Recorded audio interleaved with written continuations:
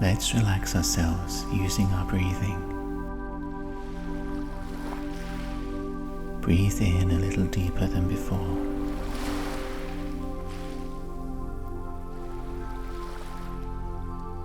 Feel how your shoulders rise and fall gently, minute movements as the breath moves in and out again.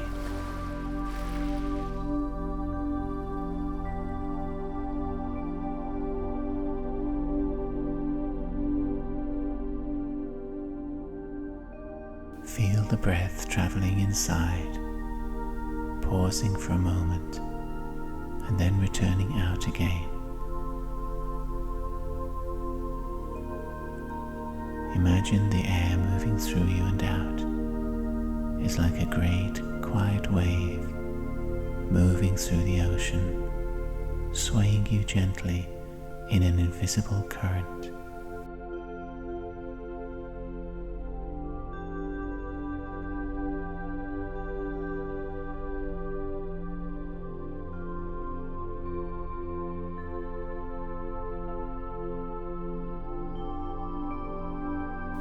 Breathe into the four extremities of your body. Inhale and go all the way down your left arm to the fingers and the thumb, circling under the palm and drifting up once more out of your mouth.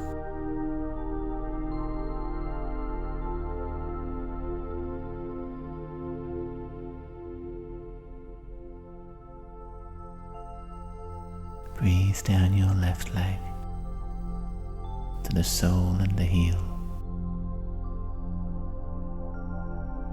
and allow the breath to return again upwards and out.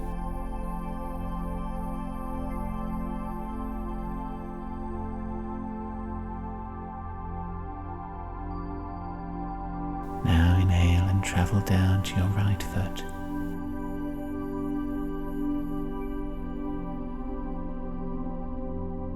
And then come back up again.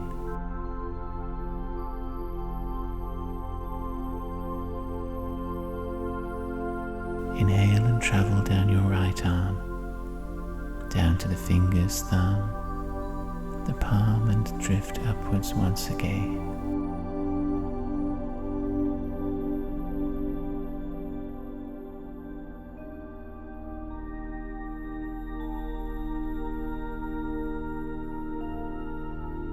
Scan for anywhere in your body as you breathe in and out where you might be feeling tired, in discomfort, and breathe to those areas of warm, golden relaxation.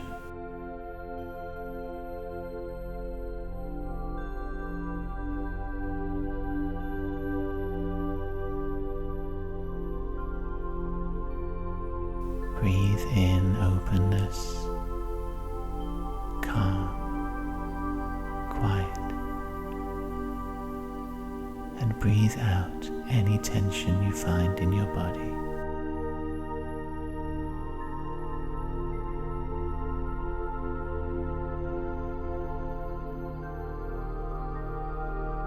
Travel now up to the head, Go upwards. Notice where between your eyes is the point of view that thinks, that tiny busy speck. So small it can be picked up on your breaths in and out. It becomes loose and begins to travel.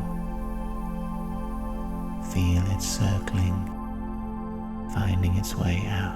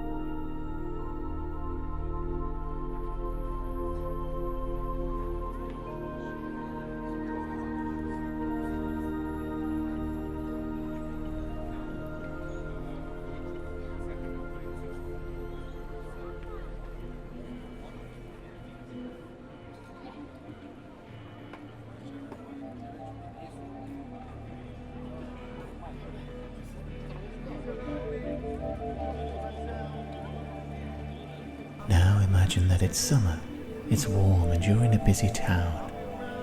You're on a street of people who mill about and chatter. Nobody seems to be standing still.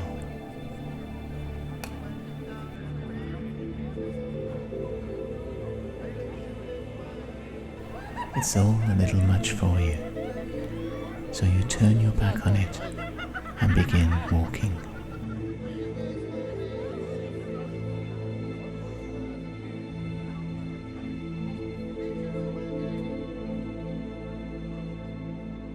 Feel the air moving by, the smells of food and cars and perfume.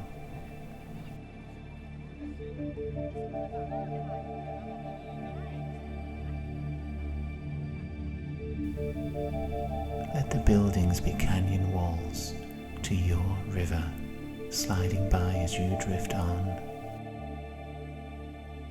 onwards until you find the edge of town.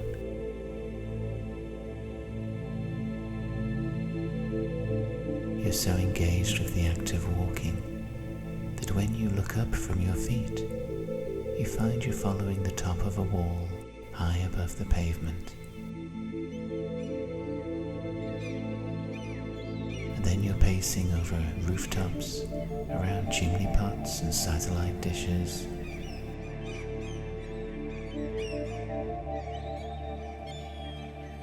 The buildings are blurring.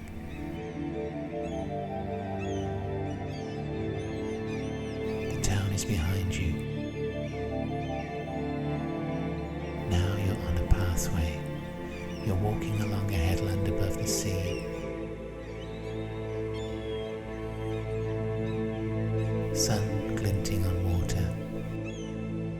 Seagulls in the air.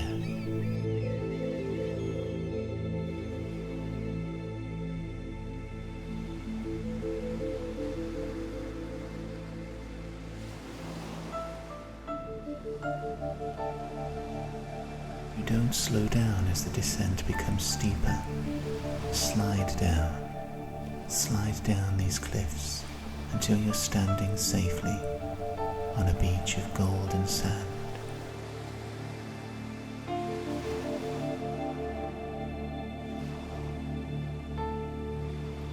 Everything is calm. There are no people. You inhale salty air. Allow a few moments for this calm, empty beach to build up around you.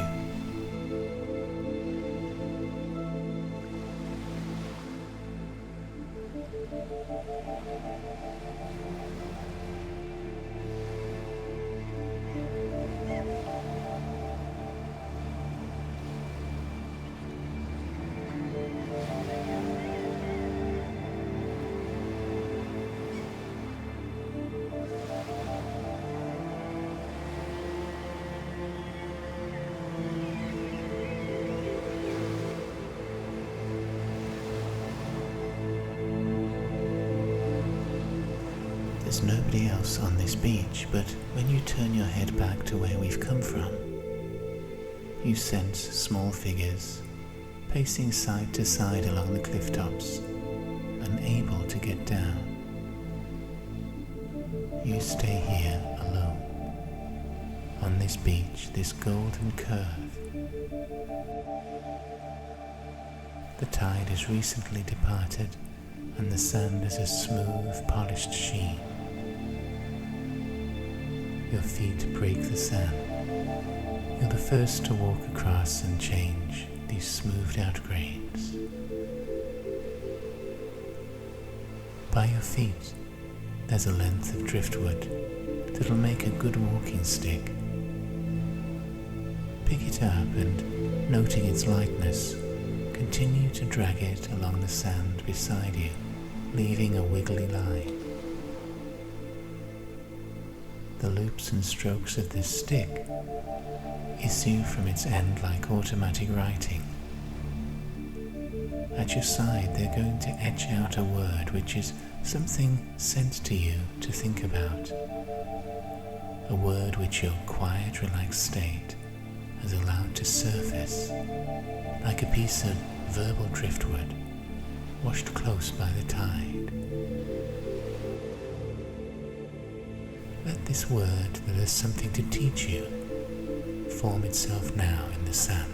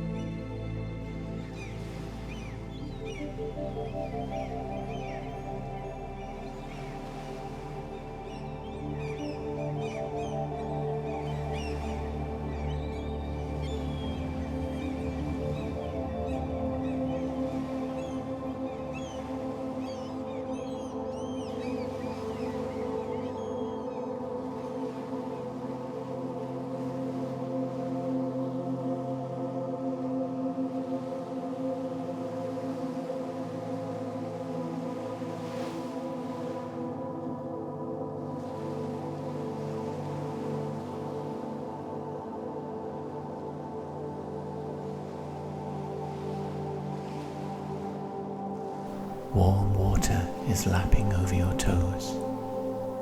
You're at the edge of the sea, water before you, the land at your back.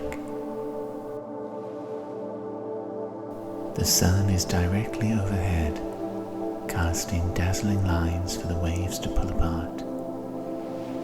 And there's something more beyond the dazzle out there. Dark, angular shapes. There are 5 wooden gateways in the ocean, one after the other, rising from the blue. Each gate is made of 2 wooden columns, dark against the blues, with a smaller section of wood along the top, a very simple portal. The first is quite near, so walk out into the water.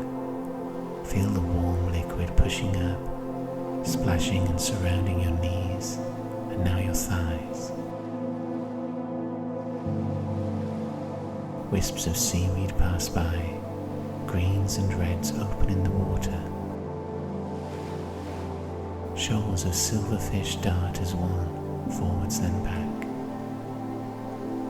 Now the water's around your waist, but its swell is gentle. You feel safe and wade in further. We are before the first of the 5 gateways. At water level, the wooden posts are white with barnacles, draped in seaweed. Mussels shine darkly in the light. That top horizontal piece is carved expertly into a dragon bunched up and tensed to puff fire, wings sleek on its back.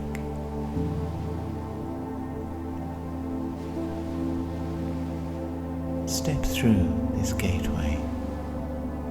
For a moment the sun vanishes, then reappears above you, and the remaining 4 gates in a straight line wait for you, a path leading out into open sea.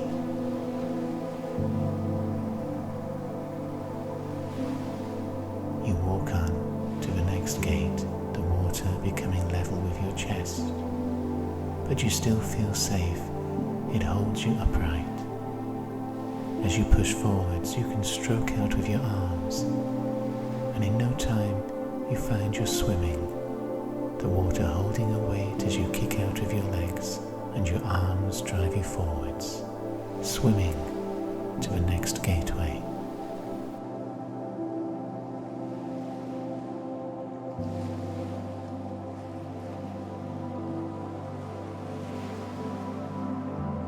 This one too, when you reach it, is made of dark wood, and its top is carved with a dragon. This dragon has talons and teeth locked into the wood, biting, seeming to watch you as you approach. The top of this gateway is blessed with growing things, a little garden of moss, toadstools and seedling trees. Go through the gate. Again the sun vanishes just for a moment. Then we move again into its heat, buoyant and lighter, swimming with strength now, feeling pleasure as you kick out, propel yourself forwards to the 3rd gate.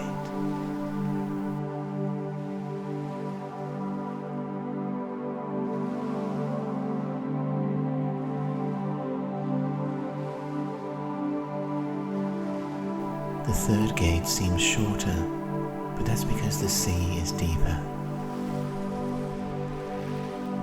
Here 2 barnacles encrust its legs, and the carved dragon along its top has wings high in the air like sails, and from them wind chimes made of razor shells and fish bones hang down and tinkle, hollow musical noises in the breeze.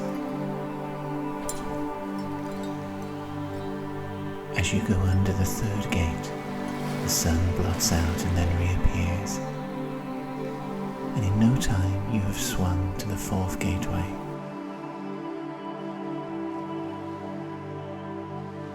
And this one is almost swallowed by the water. So low now is the seabed, its top is only a few feet in the air. And that carved dragon along the top beam is wet from the sea. Its mouth is carved open to receive these waters. For this gate, you must duck downwards to swim through it, go underwater and then pop up on the other side.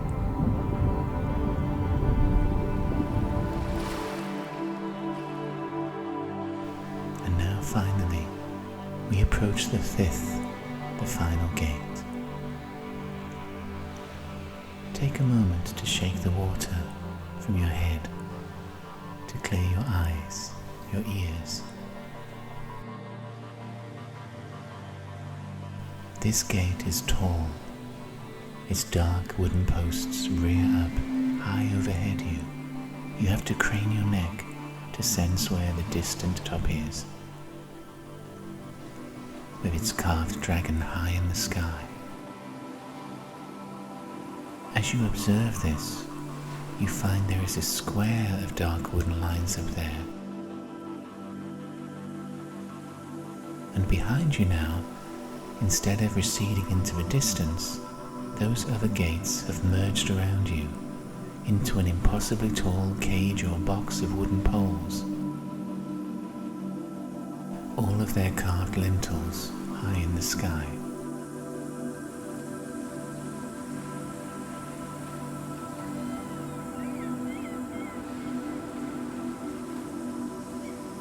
You can no longer see land anywhere, only the jagged horizon that the ocean creates wherever you turn, blueness darker than the sky it reflects. You notice something more. Your bare feet are brushing again against the sea bottom. The bed of the ocean has risen. Now you can walk on it, stand on it. You go through this portal, leaving it behind.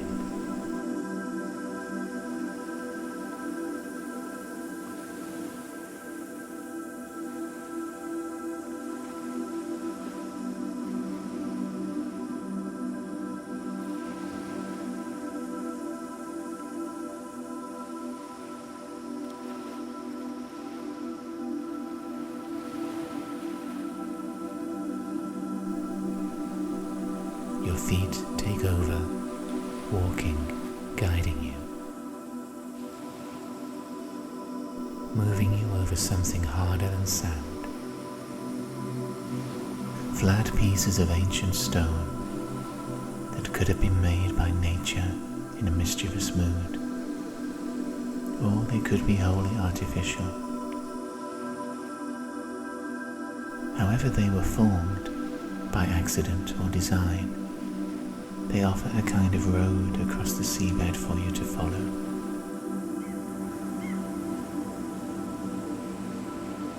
Headlands rise above you.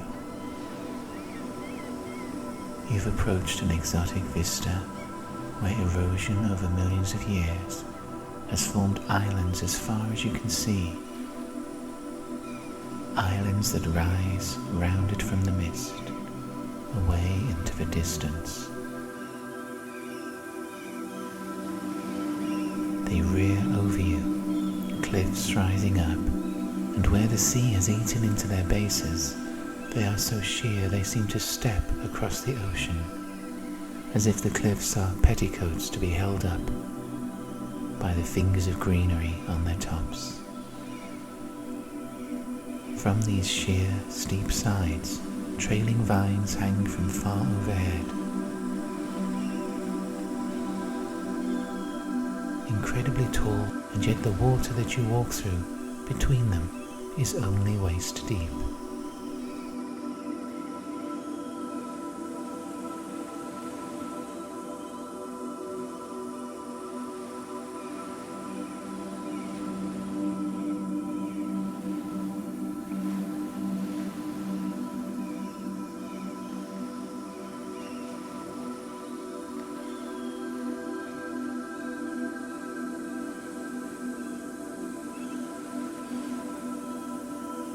Feel the water part around you and the hot sun upon your skin. You follow the flagstones under your feet. Whatever this road was, natural or artificial, it was laid long ago. Seaweed grows between the flagstone cracks, brushing your ankles.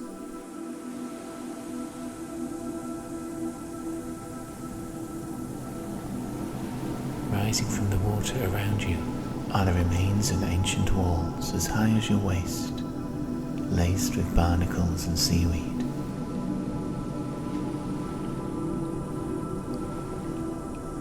If you touch the old stone, it'll be weathered and smooth. Yet this was once a block shaped by humans to form part of somebody's house. As you go forwards, even more blocks rise from the shallow water, outlining a street which you could follow. You move on. Brushing against you is seaweed and the small fish. An ancient town is all around you. Its worn stumps to the left and the right suggest where rooms and passageways were.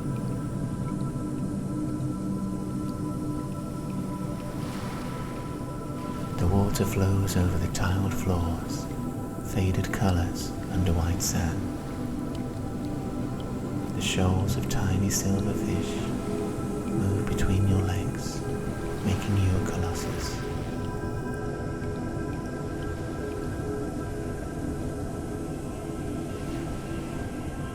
Explore for a little while these ancient ruins. Can you detect if any rooms felt like they were hallways or courtyards? If they were house fronts to either side or shops? What does your intuition suggest?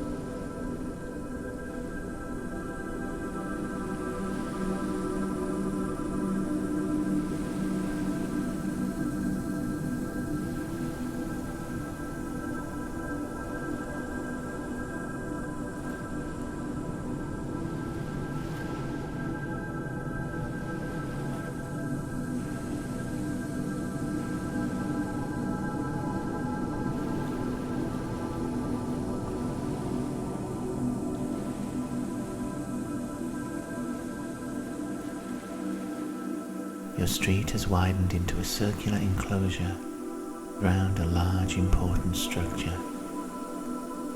If you step over this structure's stumpy walls, ahead there are regular stone protrusions, columns ground to smooth bumps, a grid for the water to lap against. The sand down there has vivid hues, pinks, greens and blues. You can't imagine what could have been ground down over the centuries by the sea to make those colours. You'll find a mosaic floor, largely hidden under the sand. In this central part, driftwood and piled sand has dammed up where the doorways were, trapping fish in here. They dart away from you with flashes of colour, suggesting gems are in their heads, close to the skin. Go over to one of those dams and kick the wood aside so the sand slides clear and the water can push through. Stand back so the larger fish can dart past you to freedom, flashing their colours as they go. As each fish goes by, send a wish with it, a wish for something in you that needs to be freed as well.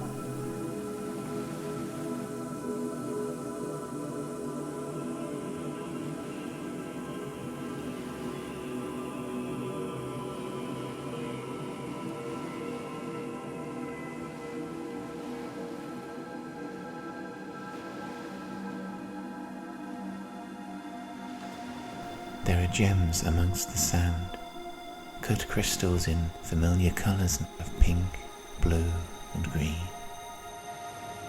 These must be what the sand has formed from, gems from countless fish heads, ground over time into granules. Ahead of you, some blocks rise from the water, a stairway of 10 steps stretching left and right, a circle of stairs. This is the very centre of this marine city. Climb the 10 steps now, and what was once the chamber at the town's heart will form around you.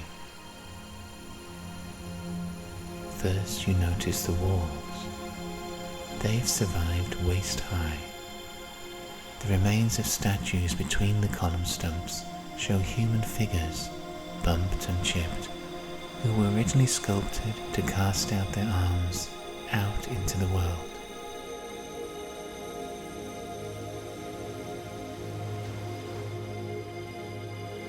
In this large circular space, a recession drops into the tiled floor, like a bathing pool.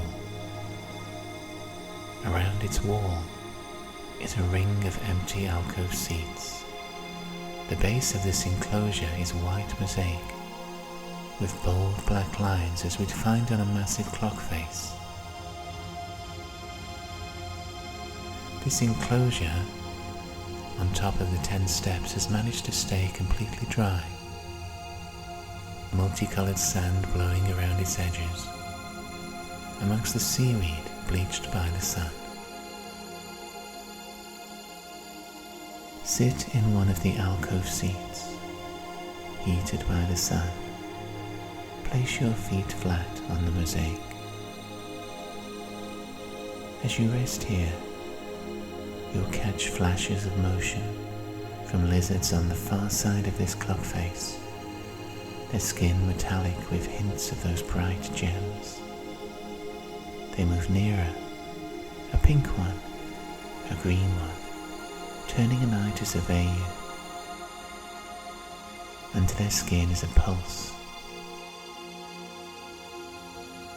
They move fast as lightning and then freeze motionless a second later to watch you. They keep looking at you and one will come closer as if fascinated. Nearer, becoming motionless and then creeping closer still. Which color is this lizard?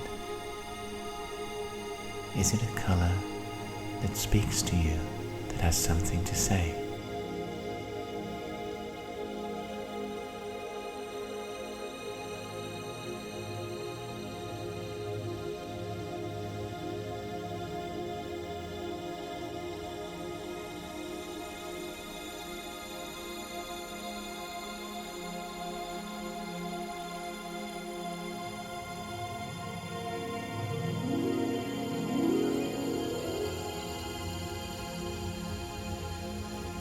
Stand up on the cool mosaic floor and straighten your back.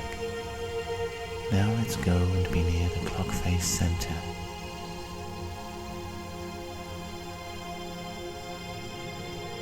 Where you've journeyed to here is a soul clock, and it has clock hands, but their tips end at the disc center, and they start out at the periphery in some hazy space unlocatable to human form, where time is wrapped.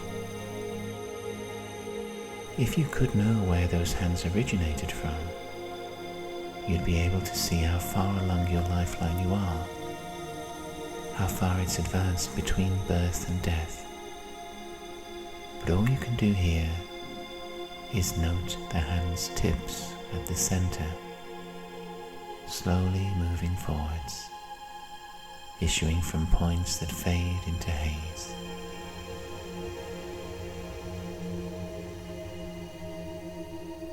This multi-dimensional clock holds your whole life in its pattern. The colors we have witnessed so far have meanings and influences beyond the simple emotional responses we can sense. Here in this soul clock, although you don't know how long your life will last, and although we only partly understand the true power of color, you can still use this space to magnetize and draw close good things into your future. Use the sand and jewels down here. For the next few moments, work out the direction the hands are slowly following, and then into your future, into where they will go. Heap the jewels, the colored sand, the colors that call to you. As you do this, you will be building up adventures, delights, and pleasant surprises for your future years. Let's do that now.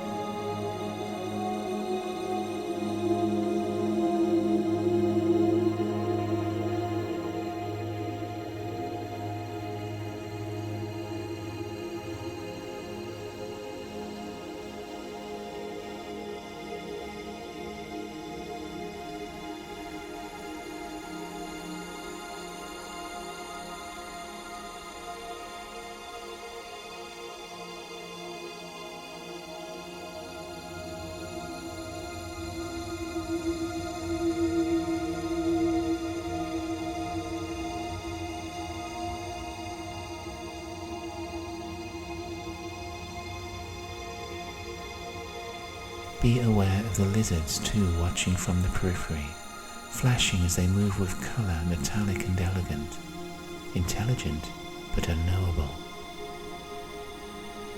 They see more into you than you can see into them. What do you think those lizards represent in your life?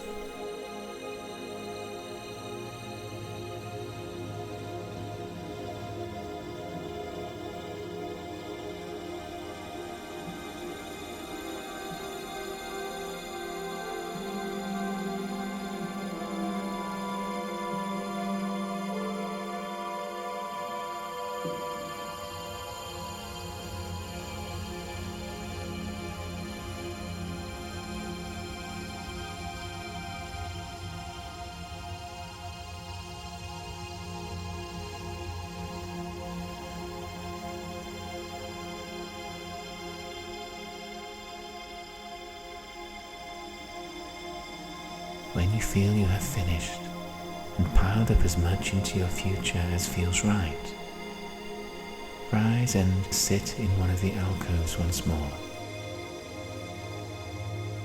Let's rest here, aware that this landscape is one you can return to any time you choose. It's only a few breaths away. Indeed, perhaps this city with its lizards, the gems eroding to coloured sand, is somewhere you've been before, in dreams.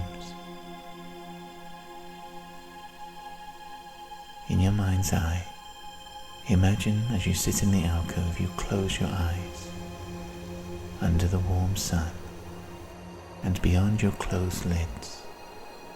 It sounds to your ears like the town is returning to how it once was, with voices and laughter. It sounds intact and populated.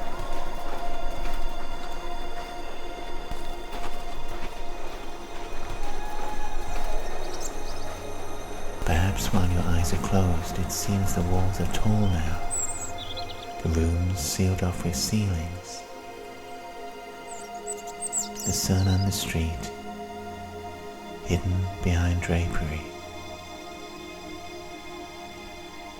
But as the city begins to come to life around you, in your mind's eye, open your eyes again, because its life is for another time, another visit.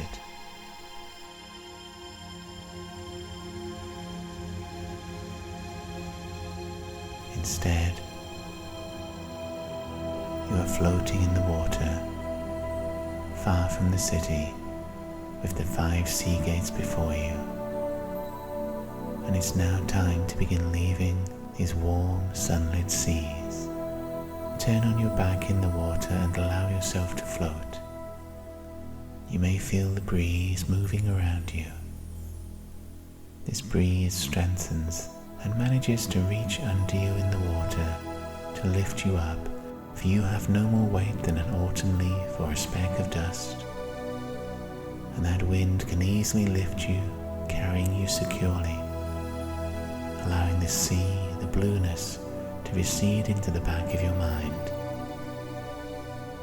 Let's begin to find where we left our bodies, sitting or waiting, and go to those physical bodies now, through the rooftop, through the ceiling. Locate where you've left your body, so we can bring the mental and physical bodies back together again.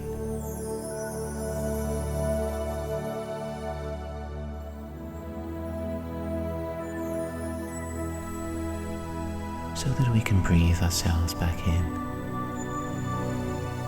Let's breathe in a little more deeply and go down with that breath all the way to your feet, your toes, your heels. And once there, leave your essence there. Leave some of your awareness down there so it feels claimed and yours. Breathe in again and go all the way down to your ankles, your calves and your knees, leaving yourself there once more.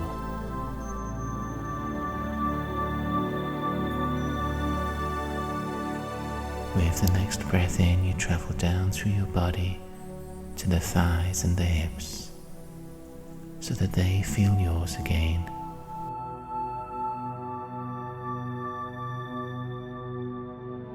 Breathe in and fill where the spine fans out to create the ribs, to enclose the chest, the torso, and feel that all of that is yours as well.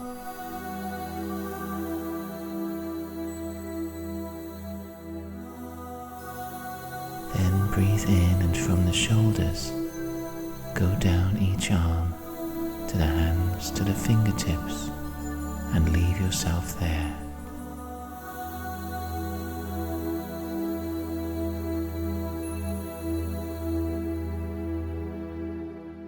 Breathe in once more, going down to fill the forearms, the elbows, and the upper arms.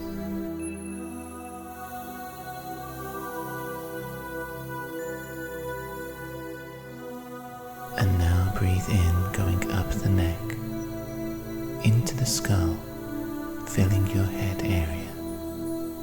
Breathe in and bring that little point of you that thinks to sit it again where it normally lives, between the eyes. Try wiggling your fingers and your toes. Feel that your body is back and yours. And when you are sure that you are fully back, let's open up our eyes.